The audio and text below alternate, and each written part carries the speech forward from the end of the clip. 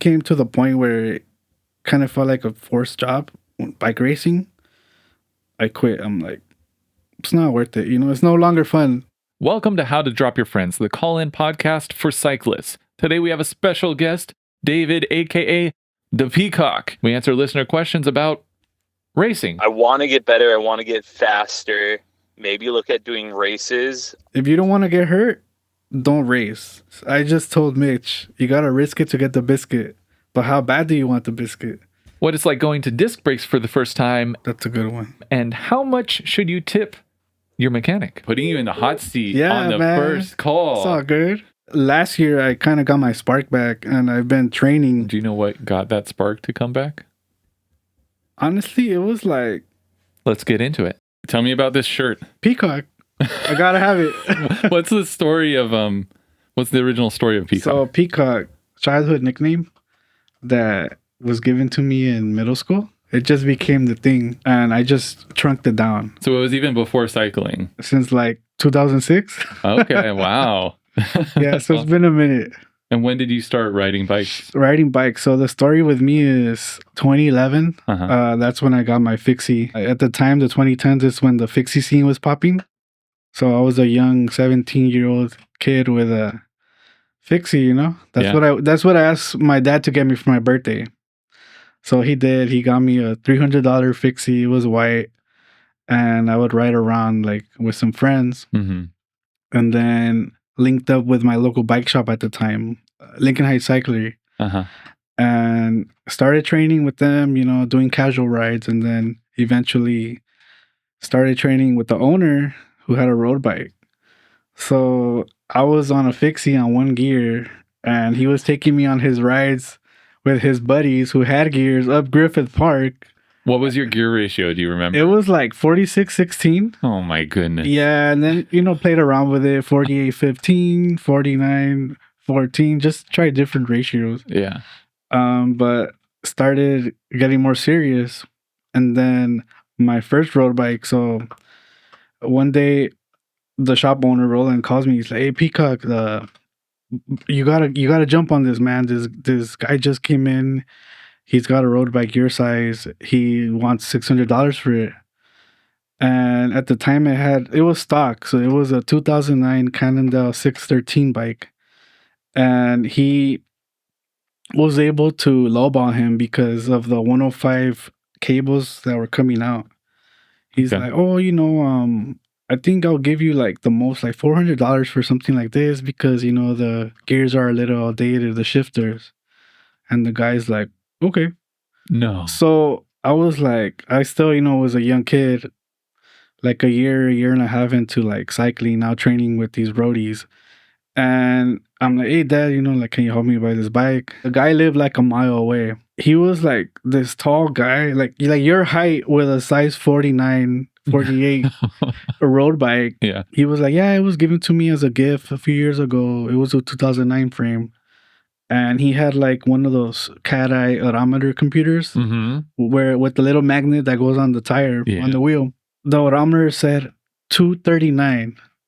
So the guy had only ridden 239 miles on that bike. This is basically a brand new bike, right? Yeah. So I jumped on it and, transitioned from fixie to roadie. And that was it, Were your fixie's friends like upset that you abandoned them? No, because I still rode fixie. But like once you get into roadie with the gears, it was actually harder for me. Have you ever ridden fixie? Yeah, I had a fixie in New York City because I was that hipster for a second. What was your gear ratio? I don't remember. I wasn't like, I literally just bought this like Jameis from a bike store. It was a, it had the flywheel on the back, the flip. And so I was like, "Oh, I'm going to flip it." So I went to this bike shop. I didn't know what I was doing. I was like, "Can you guys cut the bars down and flip the wheel around for me?" And they did. I was just this total poser riding around the city. I have no idea to this day what the ratio was. Oh, okay. But I can't believe people ride fixie here in LA with all the hills. New York is flat. Just imagine San Fran. No, yeah. Yeah, like miserable. The messengers and stuff like that.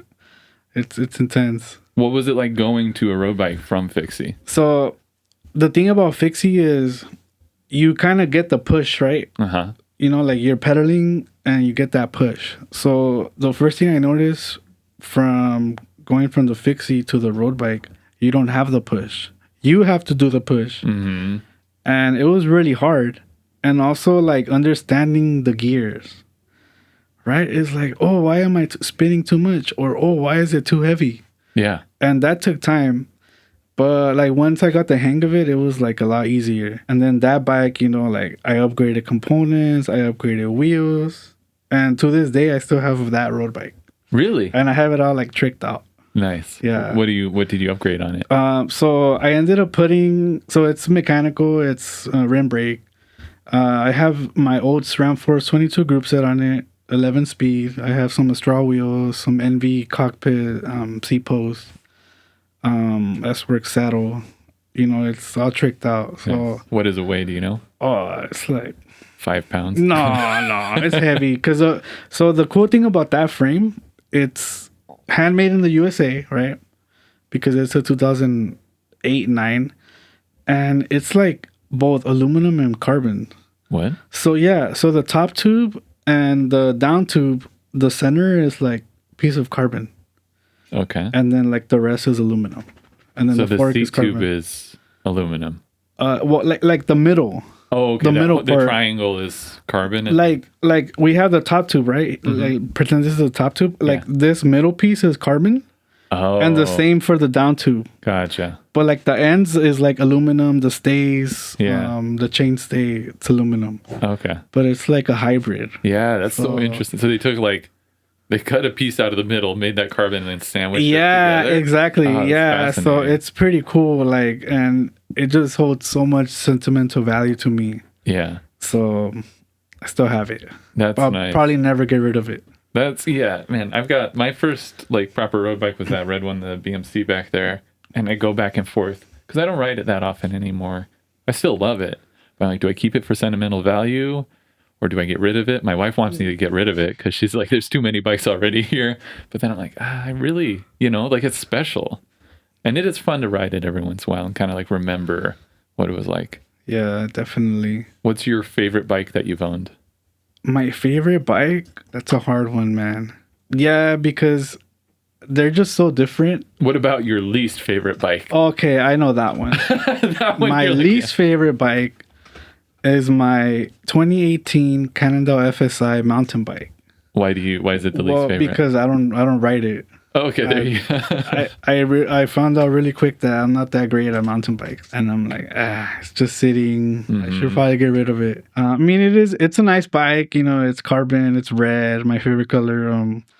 But it's like I don't ride it, and it's probably like the one with the least miles I have on it. And you have a new red bike now, anyway. Yeah, So yeah. I guess that can be my favorite bike. I heard so much about it, and I believe the hype. really, It's like so stiff. It's like light. It's fast. It's okay. For the listeners, let's break down this bike because this is dream bike. You've wanted for a while. Right? Yeah. So last year in like around Halloween time, I got my dream bike, which is a S-Works SLA Tarmac, and the opportunity came up and went for it, and it's just like wow. Like one thing my buddies would tell me that already had the bike is like it's so stiff and you notice it when you climb. And like it's not like so when you're climbing, right, when you realize, oh, I'm going on an incline, and then it's like, oh, now I gotta work. Well, the bike is like it kind of feels like it's giving you a boost, kind of like when the fixie. Yeah. And it's because the bike is so stiff. So it's like so comfortable. It's like, it's great, man. So fun to ride. So I have 32s on it. So it's like nice, yeah. riding on a carpet. Dude, 32s are amazing. That's what I have on my road bike right for now real? too. And it's like, I'll never go back. Yeah. Especially here. Like there's so many roads that are absolutely, like the views are beautiful, but the roads can be a little bit like riding through neighborhoods around here, Once you get out onto like the roads in the mountains, it's really nice. But having that little extra cushion, so good. And ponies, like riding through Griffith. Oh, yeah. It's nice to have a little bit of extra. Oh, I agree. Definitely. Nice. With all the bumps. What do you have? So What wheels do you have on there? What group? So I have it stock the way it came. So I have the Strandberg group set, the first gen 12 speed. Nice. And I have the Roval CLX2, the repeat. The only thing that's not stock is the tires. Yeah. And the saddle. What tires are you running besides 32s? They're GP 5000s. Okay. Yeah, they're great tires. The classic. Yeah. It's such a solid tire. With the tan walls. Nice. Yeah, I'm jealous. Give it that pop. The tan walls. You gotta do it, man. You gotta. I sold a pair of wheels to Dave, and they have the GP 5000s with the tan walls, and I was like, do I take those off before I give them to him? No, you had the tan walls? I had them. Big regret, but they were 30s. Oh, they were 30s. And Dave's an awesome guy, so he deserves to have them. How are the 30s compared to the 32s? The wheels that I had them on were pretty wide internally, so they actually measured 32, and then these actually measured 34 on here when they're inflated. So I don't know. I didn't notice that much of a difference. I had the Vittoria Corsa 30s on here before, and those tires are like amazing, but they just wear out so fast. 30s on those tires literally felt like a cloud. I kept looking down at like, is my tire flat? Is it my tire? I was like floating over everything. Yeah. It's really, really nice. The problem is you ride for 2 weeks and then you're going to start getting punctures every single ride because it's just like so thin. Oh, yeah. So I don't know. I always go back and forth about like, do I go back to that? But the GP 5000 is so solid. The puncture protection's good. It just like lasts a while. Yeah. It's a lot more like, I was going to say economical, but it's a really expensive tire. Yeah, it is. What's your, you have any planned upgrades for your SL8? Right now, no. Because I just built up another bike. Oh, what? Yeah, I built up a crit bike. So an LA Sprint. Nice. Yeah, so I went for that one. I literally just got it like last week. Oh, man. How many bikes do you own? Man, around 10. Okay. Yeah. The first time I met you, you were riding that like steel frame, the Cub House one that you have. Dude, that one looks so sick. Oh, thanks, man. And so then I'm always like peeping on your Instagram, like, oh, what frame is he on today? Like, what bike? Lately, I've been on my tarmac. Okay, yeah. But the bike you're referring to is the Beach Club. And that bike is great. It's like, so that's the bike I actually took last year, August, for our LA to SD Century ride. Because it's so comfortable. Have you ever ridden a steel bike? I've ridden, a gravel bike, and then this Hard Rock back there is a still bike, but it's commuter. So I haven't ridden a still road bike, I guess, besides the fixie that I had. So that was my first fully custom bike. So they built that bike to my spec. Yeah, and it was all handmade here in LA. That's awesome. It got welded and painted here. That's cool. And then I acquired all the parts, and they built it for me. Did you set up like the geometry and everything, or was it? No, so I got a bike fit, and the bike fitter sent them the specs, and he kind of worked off of those numbers. Okay, cool. And I have a size 48 on my Beach Club. Yeah. And there's like 4 of them. And I have the first batch. Like, there's only like 10 of those worldwide. It's such a good looking bike. Thank you. So that was like the discless, like road. They also have an aluminum now frame with discs. They also made one out of this metal that's similar to titanium. Okay. It starts with the S. I'm not sure. Stallium or something like that. I have no idea. Yeah, I gotta look at the periodic table. But yeah, that's a cool one too. Yeah. But yeah, check out the Cup House in San Marino. They have all the good stuff. Do you have a favorite material for a bike? Like, do you like steel, titanium, carbon? It's different, you know. They all feel different. So the reason was why I was asking you if you've ridden a steel bike is the way I can describe it is like a Cadillac, which is why I took it to the Century ride, because it was just so comfortable. It's like you're just like coasting, cruising, you know. I haven't ridden a titanium bike yet, but I hear that's also like an experience. But right now, like I'm like really enjoying riding my tarmac. Yeah. Just so 32s. You're in the I honeymoon can't get over phase it right now. Yeah, it's so fun. Let's jump over to some listener calls. You ready? Okay, yeah, let's do it. So if this is your first time on the podcast, what happens is you call in, you ask us questions. They can be about like your training, or you've got issues with your riding buddies. We call you back and we solve your issues. So you ready? Let's do it. Hey, Mitch. Love your podcast. My name's Rob. I have a question for the Pecok. I was wondering, what do you think is an appropriate amount to tip a bike mechanic for their service? I want to make sure that I'm showing my appreciation, so some insight would be nice. Thanks. Is Rob your bike mechanic? No, he's one of the Valley Boys, our buddy. Yeah, so it's funny, we were talking about it, like I keep stressing the fact that mechanics are so underappreciated, and they shouldn't be that way, Yeah, let's call Rob. And I tell him, you got to take care of him, man. Yeah. How often do you bring your bike in, like for service? Do you work on your bike, or is it all? No, I take it. Okay, yeah. Hello. This is Mitch from How to Drop Your Friends. I'm here with Pecok. Hey, Rob, how are you? Hey, what's going on, guys? Are you a mechanic, or are you wondering what you should be tipping your mechanic? I'm wondering what I should be tipping mechanics. Okay, Pecok and I just started talking a little bit about it. Pecok, what do you think? What's the rate? You gotta go based off on like, the service, right? And the idea is just to show them some appreciation, because most of the times, they're working on your bike, and they're the reason why your bike works and you're able to have a good ride, and anytime there's an issue, you're gonna go back and they're gonna fix it. So take care of them. That's the way I see it. And just anything generous that you believe is right, just do it, man. But so that's the thing, right? So I hear you say that, but generous to me could be very little for you. So if there could be like some guidelines so like, hey, if they're changing out your tires, you should tip this, right? Like, give me some numbers attached to it. So, because it's really hard for me to gauge since I don't do the work. Dude, right? Rob, I get it. This is the whole reason why I learned how to work on my bike, because I'm so afraid of tipping the wrong thing. Like, I go to the coffee shop and I'm like, but through guilt, I tip like 500% because I'm like, and then my wife's like, why are we spending so much on coffee?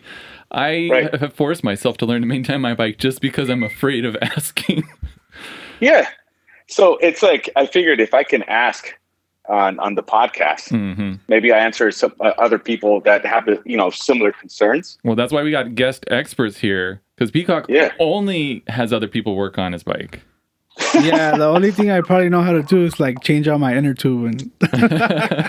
But Rob, to give you some insight, I guess it's something that you can afford, right? Based on like the quality of the service.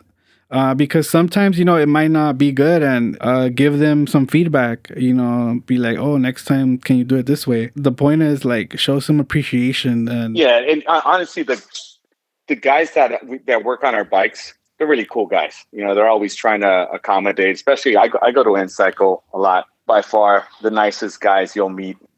So like, if I could get arranged for, like, if I'm getting my brakes changed, what do you think is appropriate? Like $10, $20? What's that number? Like, how do you come up with that? Yeah, just the way I see it is like kind of like when you go to like a restaurant, right? The starting tip is that I'm gonna probably provide is like a 10%, and then it's gonna increase based on the level of service. So like if I get bad service, they're gonna get the bare minimum 10%. But like depending on how friendly they are, how they treat you, then it's gonna go up. So that's the way I see it. So that I hope that helps answer your question. Mechanics love, cash is king, but it's also nice to bring them some lunch, because sometimes they do go hours working on your bike without eating. So, there's a reason why I don't work on my bike. It's so frustrating. It's true. So I look, changing out tires and having to deal with the sealant, forget about it. Like, gladly pay someone to do that. Yeah. I appreciate that. So about 10%, depending on like if the service isn't great, but if it's good, you're probably thinking double that, 20% or whatever it is that it normally costs, right? Definitely. Yeah. Okay. What's the like best non-monetary tip you've ever done Pecok? Like a lunch, a case of beer? Yeah, they like lunch and beer. I also go to InCycle, so those guys are great. I feel like maybe this is from the InCycle guys. They put you up, Rob, and they're like, we gotta get Pecok on the line. We gotta get his tips higher.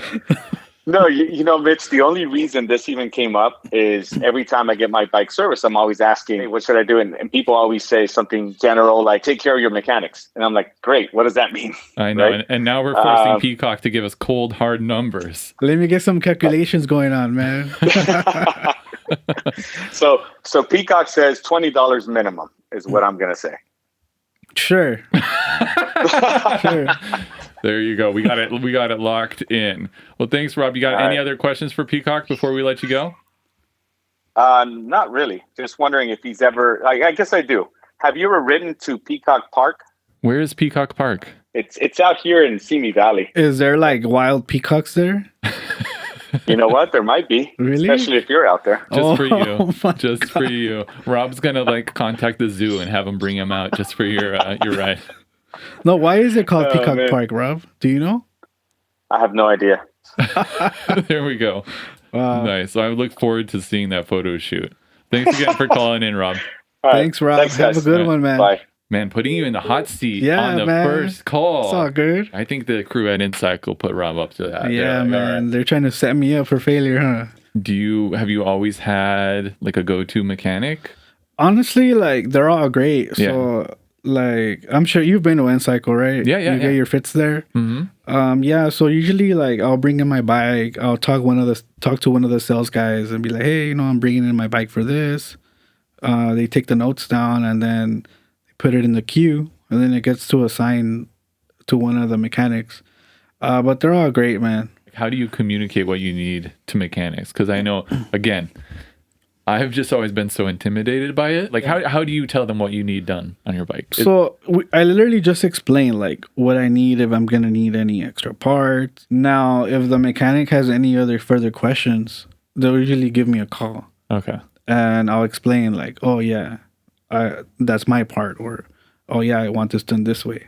Oh, so you'll bring parts in and be like, I want this on the bike, and they know they can call you and ask you questions. You built that relationship. Yeah, so like for example, for my LA that I just built, I brought in like the wheels, the group set. I bought the frame set from them, and I did specify that I was gonna need small parts. So I'm like, based on at the time what I could think of the top of my head. It was like rotors, brake pads, bar tape. I had picked out. I had picked out some parts, and I had purchased it already to put it in the package. Mm-hmm. And then I'm like, oh shoot, I need this. So I'll make a call and be like, hey man, sorry to bother you. I need to add some stuff to my notes. They're so understanding, and they have like really great communication amongst themselves. So like it's a smooth operation that they have going on. That's why they're always so busy. There's a nice peace of mind, too, that comes from having a professional work on your bike. Oh, yeah. Rather than being like, I hope I put that together. Yeah. Oh, yeah. I didn't really experience that until Rita, because James, the in-house mechanic at Rita, he does most of the work on the bike for me. Mm-hmm. And to just be like, oh, the bike's not making any weird noises when I first jump on it. It was like before like the rotors rubbing and all this. It's nice to have somebody else work on it. Oh, yeah. Professional, that's for sure. It turns out that's why they are called professionals. Oh, yeah, no, definitely. Coming from mechanical, so the tarmac was I raw dogged it. I went disc brake, electronic shifting, tubeless, and it was like so new to me, right? All of this on your new S-Works. On the new. So I'm coming from Beach Club, Cannondale, my Conago, all mechanical, 11-speed rim brake. Yeah. So it's like wires. I don't ever think of that, right? Yeah. Or if I get a flat, switch out the inner tube. And one of the first things, it was like right before a ride, I usually take out my front wheel I have a bike rack, but sometimes, you get lazy to put it. So I'll just throw it into the back seat. And I made the mistake of once the wheel was off, I hit the front brake. Oh, yeah. So I pushed the pistons out and I'm like, oh shit, like it's rubbing. So like I texted my friends group chat. They're all like managers at InCycle. I'm like, hey guys, help me out. Like, what do I do? And then I looked up some YouTube, and by the time they responded, like they were like, "Oh yeah, it looks like you pushed out your piston," and I had just seen the video on how to do it. I try to play mechanic, and this is why I don't, because I don't know what I'm doing. So I would set it back. Right, the video said like, "Oh, you can like push it back with a tire lever," and I'll do it, and then I'll put the wheel back. But when I'll hit the brake again, it'll push out again. So I did it like 5 iterations, and it's like, yeah, just take it to the shop. Yeah, just bring it in. Yeah, so I had to ride a different bike the next day to the group ride. I'm like, great. But that's why you have so many bikes. Yeah, so but it's like, I'm so spoiled now with the tarmac. I'm like, oh. I want to ask you about your opinion on disc brakes, but we'll save that for later. Oh, yeah, no, definitely. Let's get to another call. Pecok, what's up, my boy? Quick question for you. What would you say the big difference in rim brake and disc brake would be for you, as far as functionality and efforts, and obviously braking more than anything on descents? I'd like to hear that answer coming from a rim brake and disc brake guy. Now, all right, guys, you guys have a good one. Peace. That's a good one. That's perfect. Dougie and I are in sync right now. He already knew. He's another one of the Valley Boys. Oh, okay, nice. I can't believe Rob comes all the way in cycle from Chatsworth. Oh yeah. It shows you, that people love in cycle. And Mondays for Fucha ride. I know, I still need to go. He drives to work from Chatsworth to Irvine, and then drives back to Pasadena, does the ride, forwarded to voicemail, and then drives to Chatsworth. So that guy is like Superman, and he's got like 3 kids. All right. So for listeners who are not from Los Angeles, you have to understand this man is in the car like 500 hours a day based on that description. Going all the way through the city to the other side, then back. Oh, man. Yeah. So props to him, man. Props to him. Looks like Dougie's working. It's okay. What's your answer though? Rim brakes versus disc brakes. So he pretty much answered his own question. To me, the biggest thing is the braking. It's like you feel a lot safer, and it's like on a dime, as opposed to like, for example, descending like a steep hill, especially on a carbon rim brake, it overheats like really fast. I've never ridden carbon rim brakes. Oh, you haven't? No. How would you describe it to somebody like me that's never done it before? The fondest memory I have is like 2019, we did my boy Rico's birthday weekend ride. The second day we did Gibraltar up in Santa Barbara. And I remember I was on my Colnago, and dude, that climb is steep. So it used to be on the Tour of California. And I remember like at some points I was going up the mountain like 2-3 miles per hour, just like suffering. So imagine how the downhill is steep. So I remember like just hitting the brakes, and it like overheating so fast, and it's just squeaking, like so annoying. And it's like, oh, maybe I shouldn't do that. If it overheats, it could like pop the tube, right? That's what I've heard. I've seen that. Yeah, Really? yeah. It'll like explode. Oh, that's terrifying. Yeah, one time on a Fucha ride, I overheated the rear rim so much that the inner tube just exploded. And I was like, oh, great. There's that. But luckily, it was towards the end. I love how casual you are. You're like, oh, great. There's that. At least I didn't fall, right? But it's like, oh, now I got to switch out the tube. But were the rims okay? Did they get... No, yeah, the rims were good. Okay. But, I mean, they were like a prototype. I was working with a company. I was testing them out. And then again, I was like a lot heavier. So it's like, yeah, maybe someone my size shouldn't be. I hear about like, it seems like a nightmare. Yeah. And then apparently when it's wet, it's impossible to stop. So the disc brakes, you've immediately felt the difference? Oh, big time. Are there any regrets having disc brakes now? No, I learned my lesson with the piston, pushing the piston. I'm like, oh, I gotta be careful. But other than that, no. Yeah. I do hear that though from the Valley Boys that like all of them already had to replace their brake pads. Okay. So I do hear that brake pads do give out faster than the mechanical, pads. I haven't had to do that yet, but I know pretty sure I will. You're probably used to descending on the carbon rim brake, so you're like barely touching the brakes. You gotta like feather it. But like honestly, what I prefer on mechanical would be like any aluminum rim with the aluminum strip. Mm-hmm. It's much better, but you don't feel as safe as disc brake.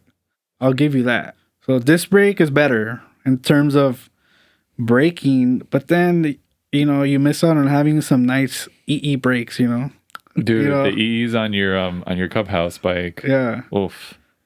Colors match and everything. Y'all have to understand. Maybe you can send me a picture and I'll put it in. Mm-hmm.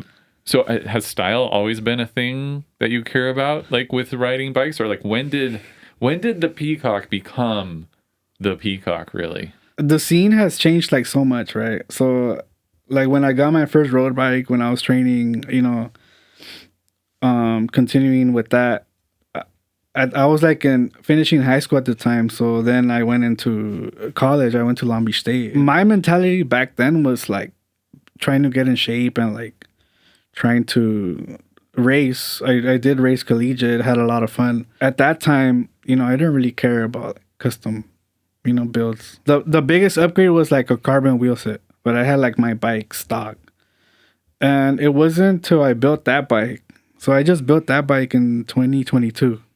The Beach Club bike, and it was like my first fully custom. Like I paid attention to detail. Like I did the EE brakes with the red specs, and then I matched like Chris King hubs with the headset, and I got the matching seat color, but I haven't even installed it yet. It's like it's just so like it looks so cool, and I was like, oh, I gotta get to this eventually. But yeah, it'll keep sitting for now. I just imagine you just like staring at it's like glowing. Yeah. There's music's playing in the background. Yeah, bike parts are great. Do you have a favorite like upgrade you've ever bought for any of your bikes? I like wheels. I just like the sound of the hub. A fun one is like the 54 tooth ratchet upgrade on DT Swiss. Sounds like a Rottweiler.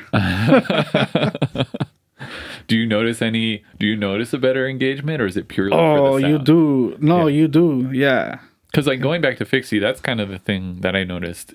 You do feel a lot more connected to the road on the Fixie. And like you mentioned, like when you start kicking, there's that delay. And I don't know if it's because of the engagement of the hub or whatever, but I've always wondered, if I got like more teeth on my like ratchet on my hub, would I feel a little more connected?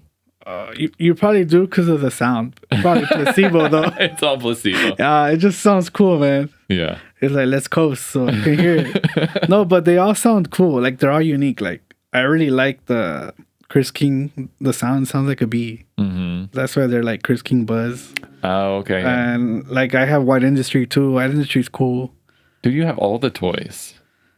Had to, man. Bikes are part of my life. Have you ever been like, oh, I think I've peaked. I don't need to get anything else. That was me like a few years ago. So I actually cycling to me has been like a love-hate, When I was racing and being in like race shape, it got to the point where it no longer became fun. Mm-hmm. And that's when I quit. So the last time I raced was like 7 years ago. And so last year, I kind of got the spark back, I also took time off dealing with like personal stuff. So that's why I'm saying that cycling is like a love-hate. Mm-hmm. And then when it became to the point where it kind of felt like a forced job, bike racing, I quit. I'm like, it's not worth it. It's no longer fun. I'm doing like minimum 200 miles a week just to stay competitive. I mean, don't get me wrong. I had a lot of fun in collegiate. I mean, you go through it all. You crash, you lose, you win, everything. But it's been 7 years. Last year, I kind of got my spark back, and I've been training, I guess, for my comeback. Uh-huh. And my comeback will be this weekend, Sunday, CBR number 2. No way. So this is it. Yeah, so I've joined the team. Stay tuned for the announcement. All right. You'll probably hear it before the episode drops, but because I'll be with them Sunday. But that's the goal, That's what I've been training last year, just trying to stay consistent and just have fun with it. I don't want it to get to the point where it's like no longer fun. I'm a lot older and I'm not 20 and freaking 140 pounds anymore. I'm a little bit heavier now and I'm just trying to have fun. What do you know what got that spark to come back? First, it was like health. because like my health was like at a low point like these past couple years. But luckily, like getting back on the bike, it helps out a lot. And then like joining the group rides and like meeting new friends and like just training with them. One of my newer favorite rides is the ponies ride. And the way I see it is like it's an hour of power, right? And you do you know. You can go hard or take it chill, you know. And at the end of the day, it's like seeing all those riders like motivates you to want to go faster. And like it's open to all levels. And you know, like Sebastian said, I am a Montrose whore. That's I think that's still my favorite ride because it's one of the first training rides I would do consistently when I was racing. And have you heard of the Montrose Rider? I've heard of it. I've never done it though. So it's like this like 40-mile loop starts at the Trader Joe's in South Pass on Saturday mornings. There's like 3 different start times: 7:30, 7:45, and 8. So it's kind of easy, medium, hard. So it's kind of like a road race. I know they say, oh, don't the training ride is not a race, but everyone treats it like a race. So like based on like I like to gauge where I'm at on that ride because I've been dropped on that ride so many times. But the whole idea is to just like try to get further every week till you're finishing like with the top 5, top 10 guys. Like if you're there on 8 o'clock, like you're in good shape. How are you doing on the Montrose ride right now? You know, like with the whole like the January the fires and then December like with the holidays, November, like it's been like it's been tough, but I've been going to 8, finishing like in the pack, like top 20. It's just hard, man. Yeah. There's a lot of talent. You finished in the pack and you're like, that's it, I'm back. Yeah, Time to race. Just trying to improve every week, man. Uh-huh. But I mean, if you can finish like the Montrose ride, you'll be fine. I mean, you'll be fine in the beginners. So I left off in the Cat 4. So I'm going back in the Cat 4 and now it's like together. Okay. So there used to be like a Cat 5 race, 4, 3, 2, 1, but now they're like merged. It's weird. Oh, interesting. It's like the race I'm signed up for. It's like a 4-5, and then there's like a 3-4, and there's like a 1-2-3. Okay. And there's a new category, 1-2-3 30+ masters. Wow. That sounds intense. That does sound intense. Yeah, it's like it's everybody that didn't get to prove themselves when they're younger and they're out for vengeance. Yeah. Yeah, that sounds like you're gonna get your ass handed to you. Yeah. Oh man, dude, I'm so terrified of racing. I've done one bike race. Oh, you did, right? You told me Sea Otter, right? How was that? I got a flat on the first lap. Oh my god. And I'm kind of glad I got a flat on the first lap because I've done like Zwift races, you know, and which is just basically like an FTP test. But the Sea Otter race, you kind of start out, there's a climb, and I look down and we're all doing 500 watts up this climb. And I was in the category C or whatever. They had like, it was like A, B, C, and D. And so I was like, I'll sign up for the C. And we're just like doing like 500 watts for like 3 minutes up this little climb. And then they're supposed to do it like 8 other times. And I was like, well, this is going to be horrible. And then I got a flat. And I was like, oh, thank you, cycling gods. You know what that sounds like? That sounds like there was a lot of sandbaggers in that category. It was because I get the flat, I like pump it up, I do like 2 laps, and eventually like the flat, it was just like one of those flats that completely ripped open my tubeless tire, so it wouldn't seal. I couldn't get it over. So I pull over and I'm talking with the race organizers, and I'm like, why are like category C people always this fast?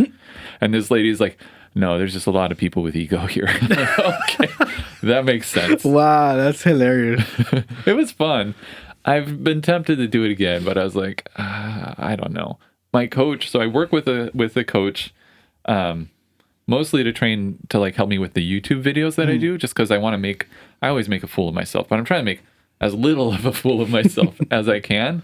And so my coach is always like, kind of like, all right, so are you going to try the race? Are you going to try the race? And we've talked a little bit about this year, maybe doing like a race or like a Grand Fondo and treating a Grand Fondo like a race, you know, to protect my ego, basically. You should do a road race. Yeah. It's a lot. Racing is scary. And, you know, coming back, it's I'm kind of nervous about like all the crashes.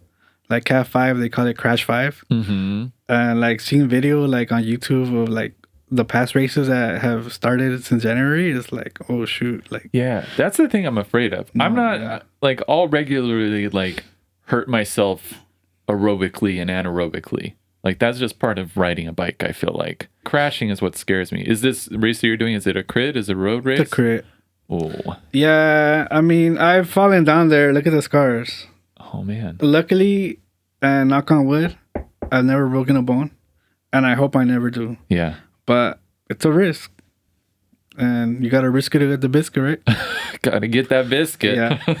Hey Mitch, Spencer here. Had a question for you guys. I am a intermediate cyclist. I've done now 2 centuries this past month, but I'm currently on a 1986 Cannondale Black Lightning, so a 9-speed. Love it. This bike does me great. I want to get better. I want to get faster.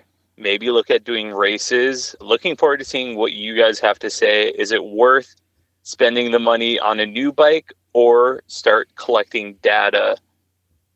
Like, I don't even have bike shoes. I still ride on flats. So let me know. Talk to you guys. Bye. All right, let's call Spencer back. I feel like we are super in tune with the callers. today. Yeah, Like, it's really like the questions are clean it up. guessing are like conversation. I swear I didn't look at the questions before. This is just magic. Podcasting magic. This is what Hello? happens. Hey, Spencer, how's it going? This is Mitch from How to Drop Your Friends. I'm here with Pecok. You got questions about racing. It's a good thing Pecok's here because I really don't race. How's it going, Spencer? How are you? I'm doing well. How's it going, guys? Good, good. Where are you calling from? I'm calling from Clearwater, Florida. Oh, wow. How's the weather in Clearwater today? Well, you know, it's raining. It's cold. We're going into a freeze here. Might be 60 degrees this week. Oof, rough. I feel you. Dude, unironically, I do feel like 60 degrees is cold in LA. It is. I, like you, grew up north. I grew up in Minnesota. Oh, okay. So, like, all that thick blood has gone since I've moved down here like 6 years ago. How long ago did you move? Oh, 6 years ago. Yeah, dude, it happened so fast. I've only been in LA for 4 years and I'm soft AF. Baby soft. Okay, so you've got a question about, do you upgrade your bike? Do you get bike shoes? Do you have a heart rate monitor? Like, what's the next step for racing? Pecok and I were actually just talking about his journey back into racing. He's been off for 7 years. So this is good. Pecok, what would you do? What would be your next step? So you, Spencer, you kind of answer your own question. You mention you have an Ultegra group set laying around, and that maybe you can buy like a Cannondale 6 Super 6 Evo from Marketplace, and then build that up, right?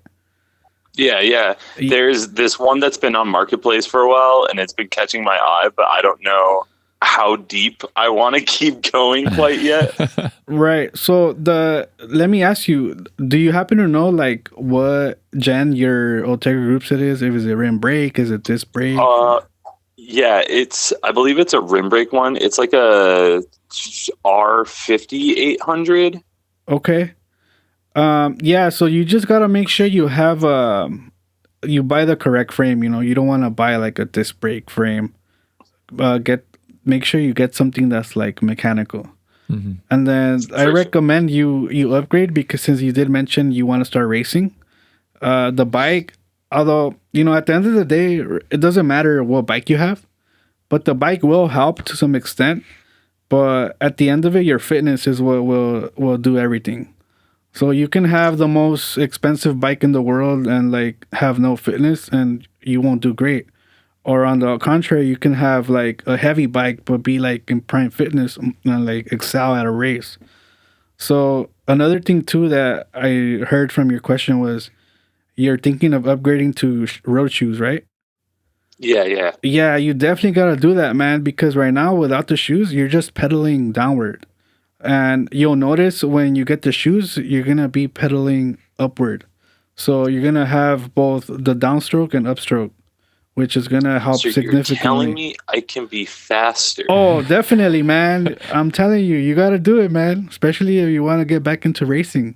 I've done some YouTube videos, which, as you know, are very scientific, comparing just my sprint in flats versus them in road shoes.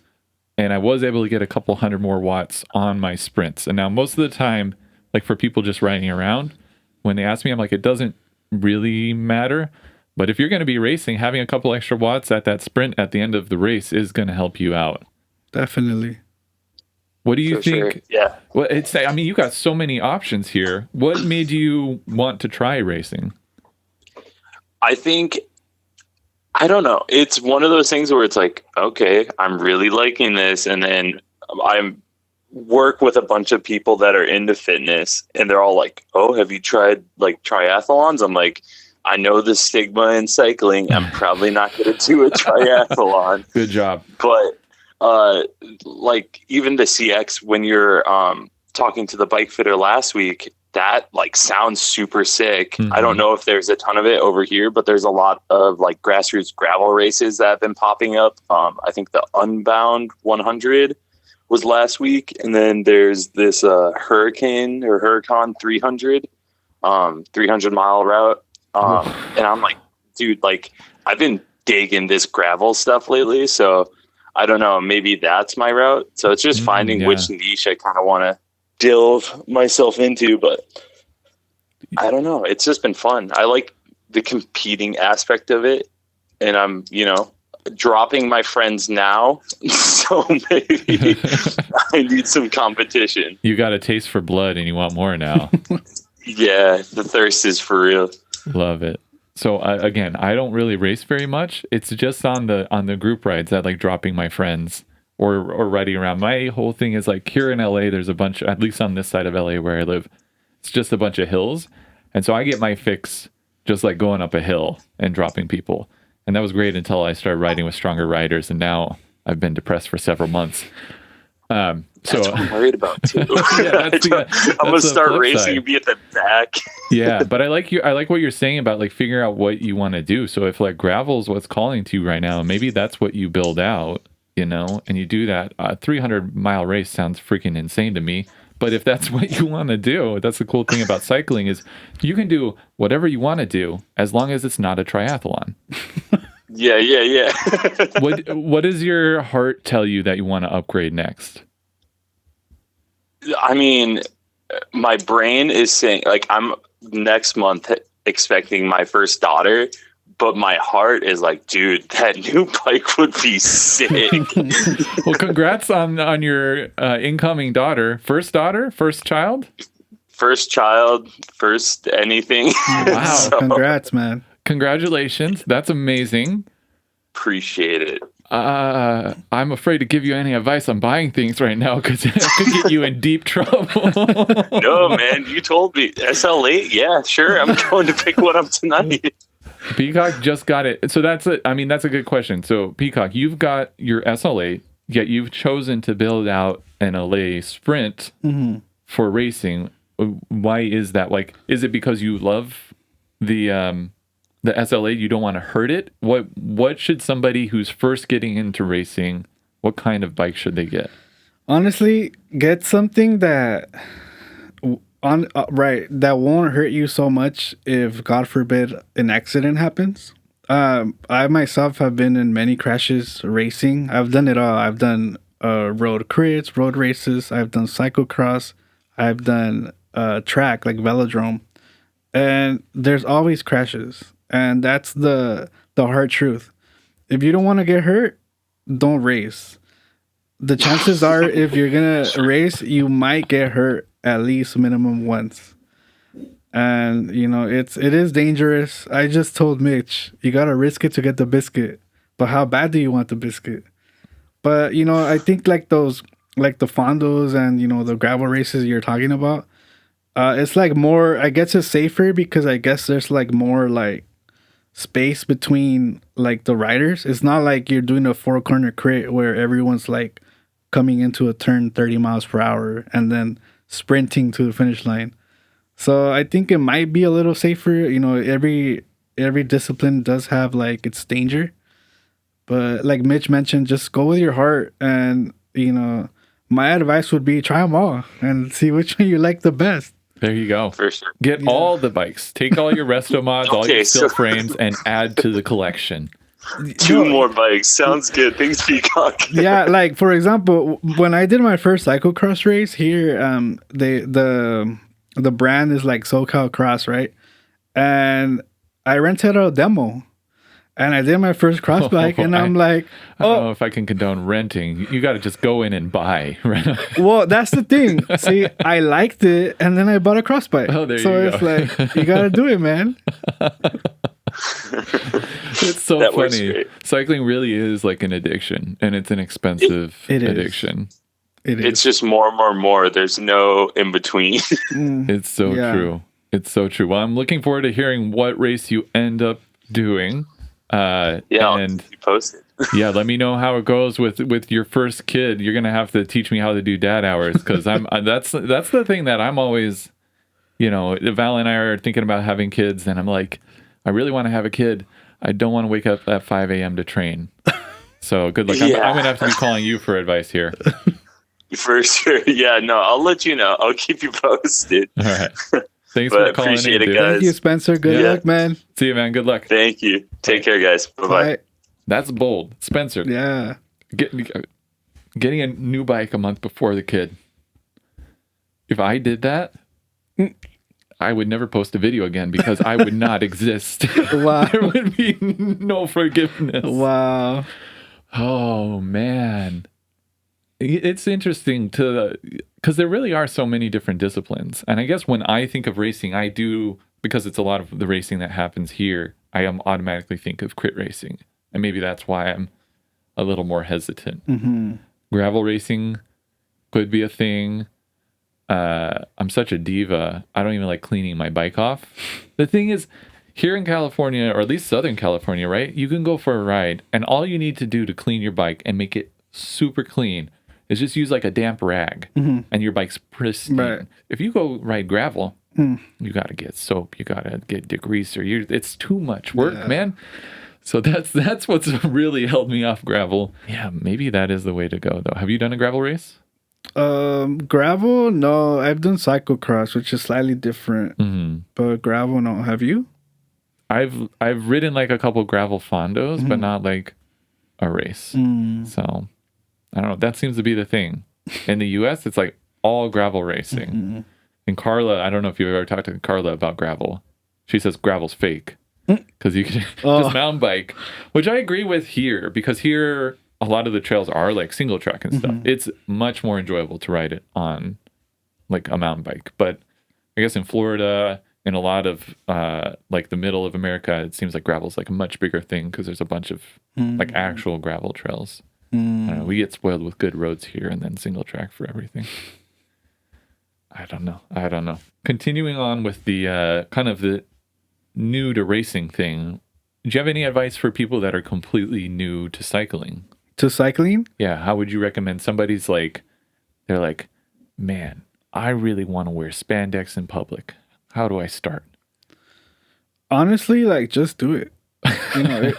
If you feel like people are gonna judge you or you're gonna look funny, just ignore them. Like, you might like it.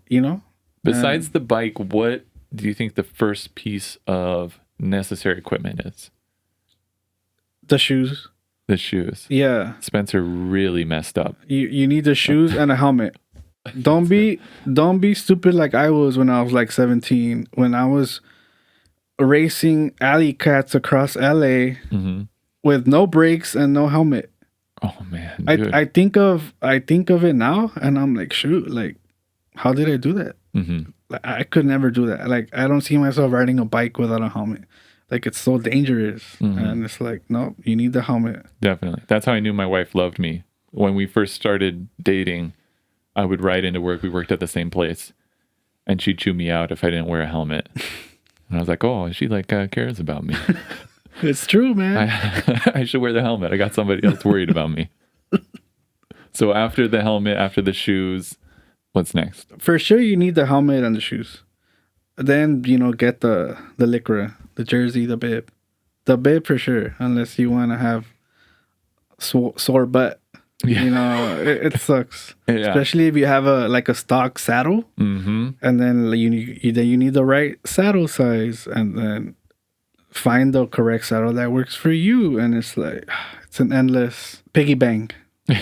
It's true. It's so expensive. Yeah. You ever hop on the the cycling subreddits? I troll them not I don't troll people. I troll through the subreddits. Like as in I'm looking through the subreddits. I don't know why I'm over explaining this.